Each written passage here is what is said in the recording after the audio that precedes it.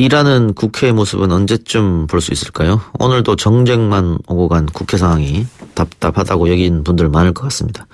분노한 민심은 국회의원 국민소환제 도입 청원으로 이어졌는데요.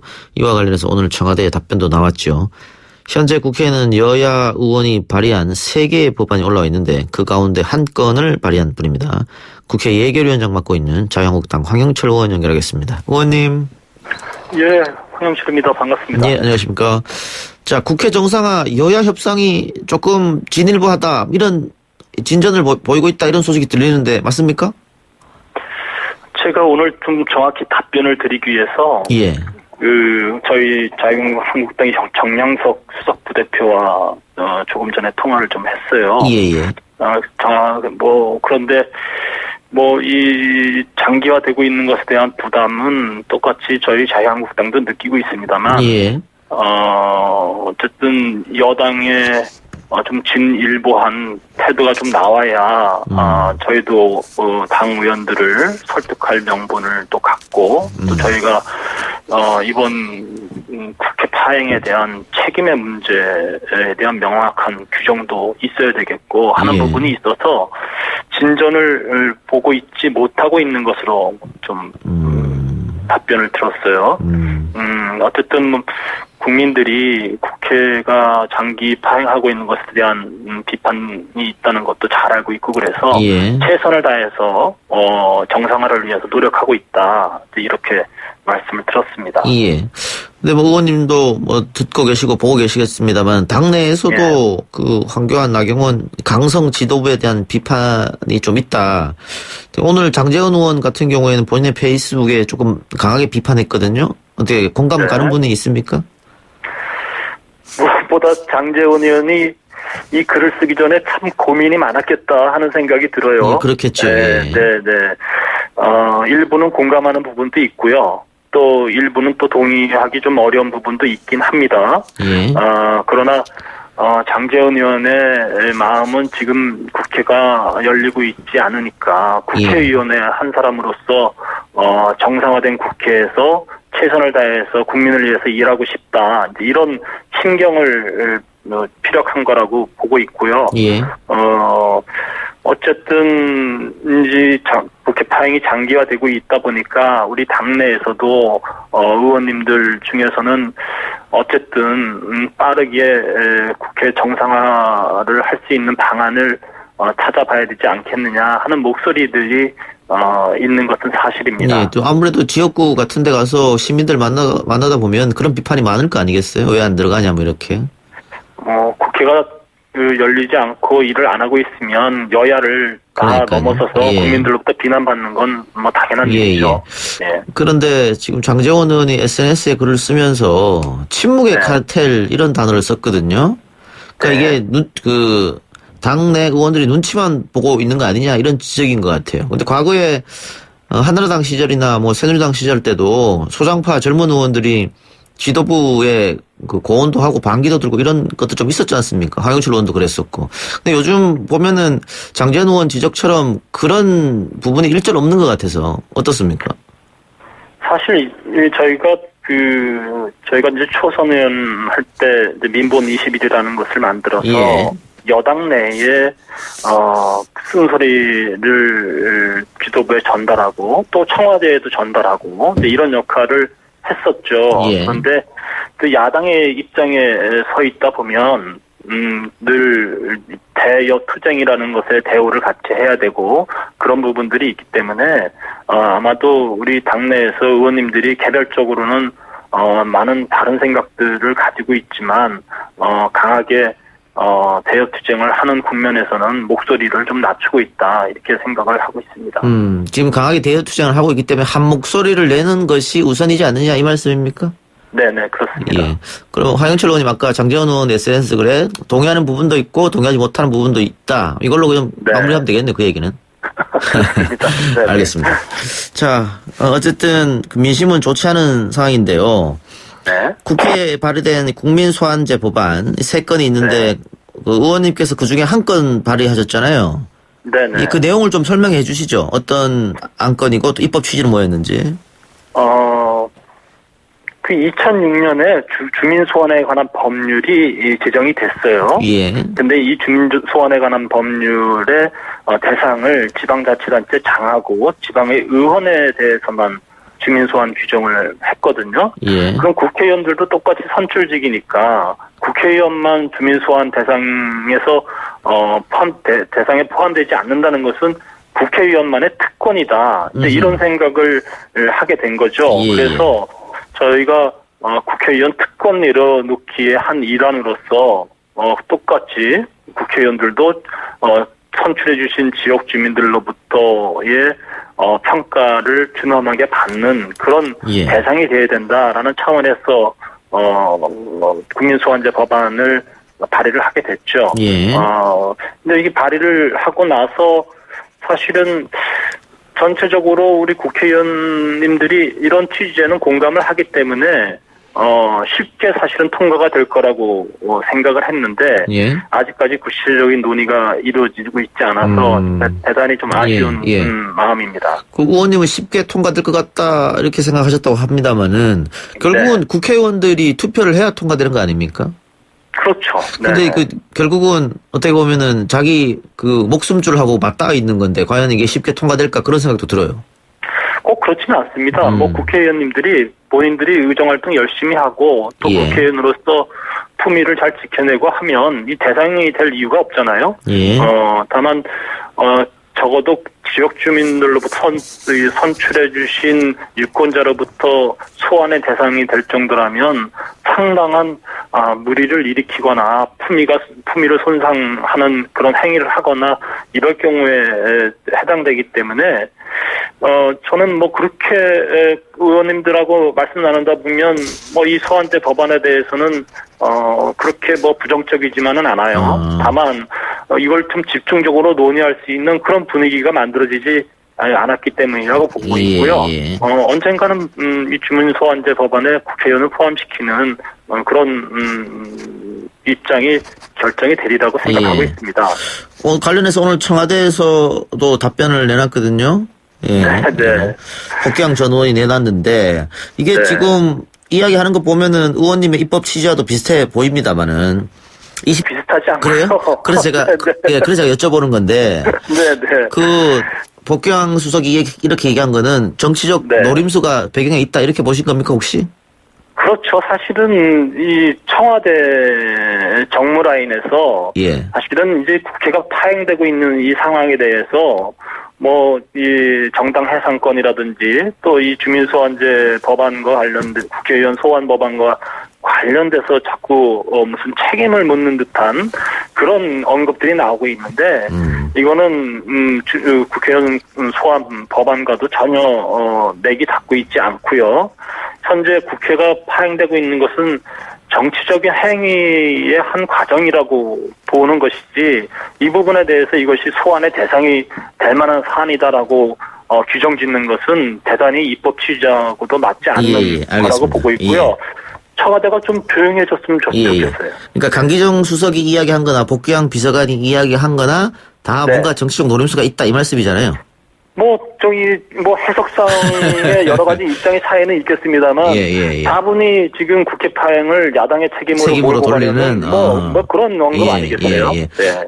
국민들이 봤을 때는 그렇게 들을 수도 있다. 저도 그런 생각은 듭니다. 예. 알겠습니다. 다른 얘기 좀 여쭤보죠.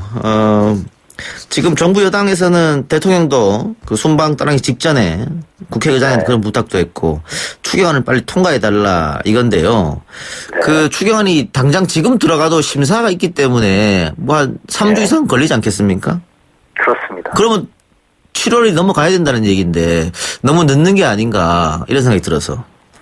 당연히 늦었다고 봐야죠. 이제 우리나라의 예산 편성 구조상으로 봤을 때 이제 6월부터는 차기 년도 예산과 관련된 내용들이 이제 정부 차원에서 논의가 되기 때문에 추경이라는 것은 그 전에 집행돼서 그 전에 확정이 돼서 집행이 돼야만이 사실은 효과를 발휘할 수 있는 거라고 보고 있어요. 그 점에 있어서는 제가 예결위원장으로서 대단히 우려스러운 언급도 좀 하긴 했습니다.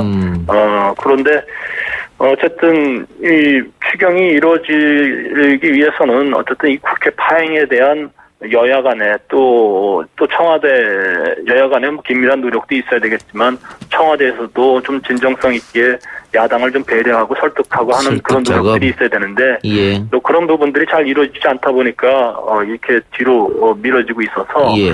하여튼 여야를 떠나서 예결위원장 입장에서는 국민들께 송구한 마음은 듭니다. 예. 네. 게다가 지금 의원님 지역구도 강원도니까 네. 이것도 지금 추경에 강원도 산불 복구비가 들어가 있지 않습니까? 그 지역구 주민들이 또 이야기도 좀 많이 할 것 같아요.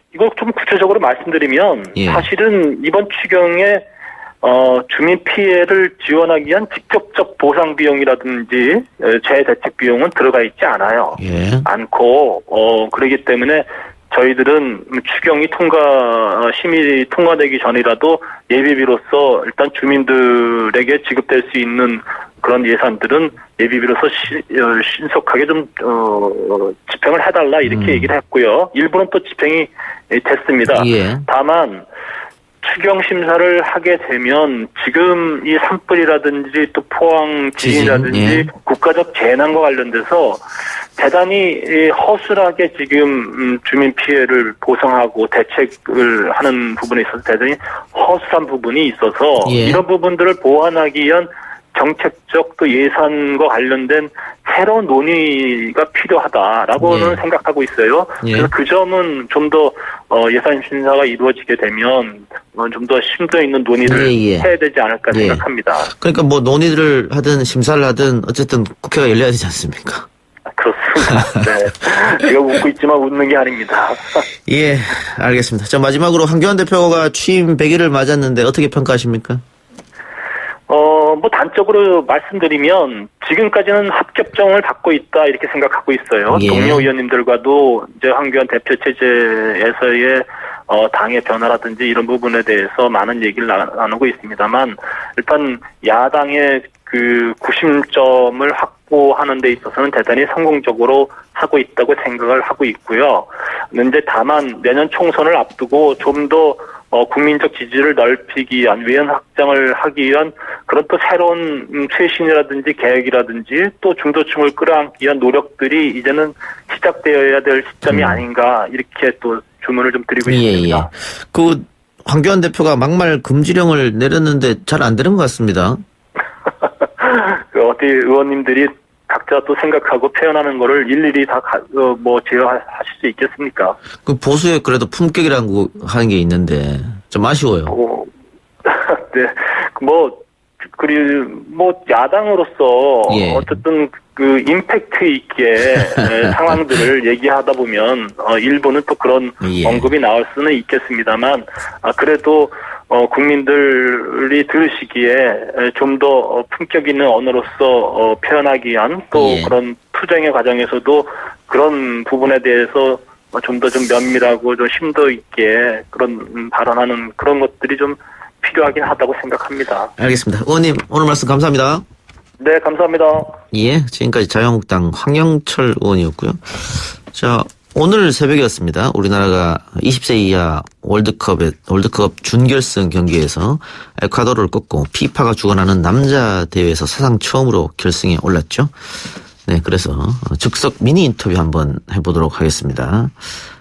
박종윤 축구평론가 연결해서 자세한 이야기 나눠봅니다. 박종윤 평론가 나와 계십니까? 네, 안녕하십니까. 박종윤입니다. 예. 우리가 지난번 월요일 날, 결과가 어떻게 될까 예상을 했는데, 박 평론가 2대1 예상했는데 안 맞았네요. 저는 틀렸고, 손수 변호사가. 예. 네, 맞습니다. 손소 변호사가. 네. 이거 어쩌다가 그냥 맞은 거겠죠? 이분은 제가 봤을 때는 이제 축구 준 전문가가 좀 아니지 않나. 본업을 2년 정도의 분석력이 있기 때문에. 이제 네, 전문가로 해줘야 되는구나. 그래요. 예. 예. 자, 오늘 새벽 경기 어떻게 보셨는지 총평해 주시죠. 정말 잘 만든 경기였고요. 일단 여러 가지를 떠나서 보는 사람 입장에서 지난 세네갈전처럼 VR이나 승부차기 대놓고 드라마틱한 경기는 아니었지만 선수들의 어떤 재기와 기지로 나온 득점, 허를 찌르는 교체 카드 있었고 그다음에 막판 위기를 벗어나는 또 어린 수호신도 등장을 했고 90분 내에 빼곡하게 드라마가 가득 차 있었던 그런 경기가 아니었나 싶습니다. 예, 많은 분들이 그 정정용 감독에게 박수를 많이 보내고 있더라고요. 네. 이번에 또 베스트 11이 바뀌었죠? 맞습니다. 미드필더 라인에서 고재현, 김세윤을 투입을 하면서 이 상대방의 어떤 신장이 좋은, 또 피지컬이 좋은 미드필더를 활동량으로 압박을 하면서 우리가 골을 넣고 리드한 이후에는 에이스 이강인을 또 과감히 빼면서 수비 밸런스를 더하고, 그리고 나중에는 엄원상, 조용욱이 카운터, 그러니까 역습에 능한 빠른 선수들이죠. 이렇게 카운터까지 노리는, 그러니까 VAR로 옵사이드 나오긴 했는데 엄원상이 골망을 흔든 장면, 이런 걸 보면 정정용 감독은 경기를 거듭할수록 더욱더 용병술의 빛을 내는 감독이 아닌가, 그런 생각이 듭니다. 그런데 그 장면에서 어떻게 이강인을 뺄 수 있을까? 만일 박정훈 평론가가 감독이라면 그 이강인을 뺄 수 있겠어요? 아직 시간이 많이 남았는데. 감독은 못 빼죠. 그래서 더 대단한 것 같아요. 이건 사실 에이스 뺐다가 만약에 동점골에서 나오거나 결과가 나쁘면 이건 모든 화살을 자기가 맞는 거잖아요. 그렇죠. 예. 대단한 또 결단력이 아닌가 싶습니다. 예, 또 이번 경기 역시 이강인 선수가 빛이 났습니다. 뭐 벌써부터 그렇습니다. MVP 얘기까지 나오던데. 어제 경기에서 이제 프리킥에서 패스를 찔러주는 장면 보면 그 표정도 되게 희살스럽게 연기하는 장면도 나왔었고, 예. 워낙에 정확한 패스도 보여줬고요. 그 다음에 득점도 동점골 중요한 PK였다가 또 어시스트도 다 환상적이었기 때문에 사실 계속 말씀드리지만 이 선수가 지금 나이대 이 대회보다 2-3살이 어려요. 예. 그렇기 때문에 MVP 후보는 당연히 올라가는 게 맞는 것 같습니다. 예. 그리고 마지막 종료 직전에 정말 슈퍼 세이브를 한 우리 이강현 선수. 오늘 경기만 슈퍼 세이브를 한 게 아니고 지금까지 쭉 좋은 경기를 보여줬죠? 맞습니다. 대회 내내 좋은 활약했고 승부차기 세네갈전에서 선방해줬고요. 어제 경기에서 특히 마지막 헤더 막아내는 장면 모두 다 보면 사실 지난 러시아 월드컵에서 그렇게 유명하지는 않았던 조현우가 빛현우가 됐는데, 예. 이제 우리가 또 차기 골키퍼 스타 빛광현을 만들어낸 게 아닌가, 또 우리에게 좀 선물을 받은 느낌이죠. 예. 예. 월드컵이 아니죠. 피파가 주관하는 경기 중 결승은 처음이라고 하던데. 네. 결승 상대가 우크라이나입니다. 그렇습니다. 준결승에서 이탈리아를 꺾었더라고요.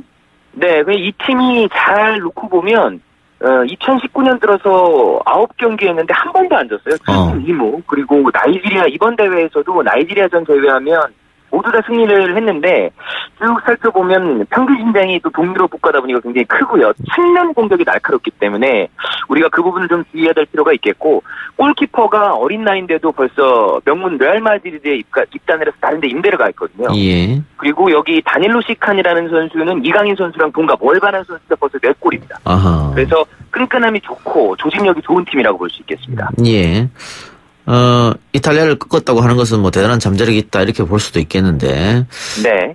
다른 전 세계 축구 팬들은 혹시 어떻게 봅니까? 의외의 팀들이 올라오지 않았냐 이렇게 생각할 수 있을 것 같아요. 결승전에. 전체적으로 우승 후보라고 꼽혔던 팀들이 조별리그에서 당장 포르투갈도 떨어졌었고요. 그리고 그렇죠. 아르헨티나도 예. 떨어졌었고, 그래서 이변이 많다라고 평가는 하지만 연령별 대표팀 대회라는 게 사실 언제나 그렇듯 이변이 있었거든요. 피파 주간 대회 남자는 결승에 처음이지만 우리가 또 17세 이하 여자 월드컵 우승을 했던 것처럼 그때도 우리가 또 이변을 일으켰기 때문에 예. 우리도 충분히 가능할 수 있지 않을까, 이런 생각이 듭니다. 예. 이게 박종환 감독 시절 때도 굉장한 이변이었죠. 4강 올라간 거. 그렇죠. 예. 네. 자, 그러면 여기까지 왔는데 우승을 안 할 수 없는 거 아니겠어요? 어떻게 예상하세요? 저는 이 팀도 경기를 보면 굉장히 경기를 끈끈하게 하고 조직력이 좋고, 그 다음에 우리 대표팀처럼 어렸을 때부터 같이 발을 맞추는 팀이라 저는 우승은 가능한데 백중세일 것 같거든요. 그래서 많은 이 팬들의 마음을 두면서 승부차기까지 가서 우리가 이기지 않을까, 이런 생각을 해보겠습니다. 예, 알겠습니다. 오늘 여기까지 얘기 듣겠습니다. 예, 고맙습니다. 예, 감사합니다. 지금까지 박종윤 축구평론가였습니다.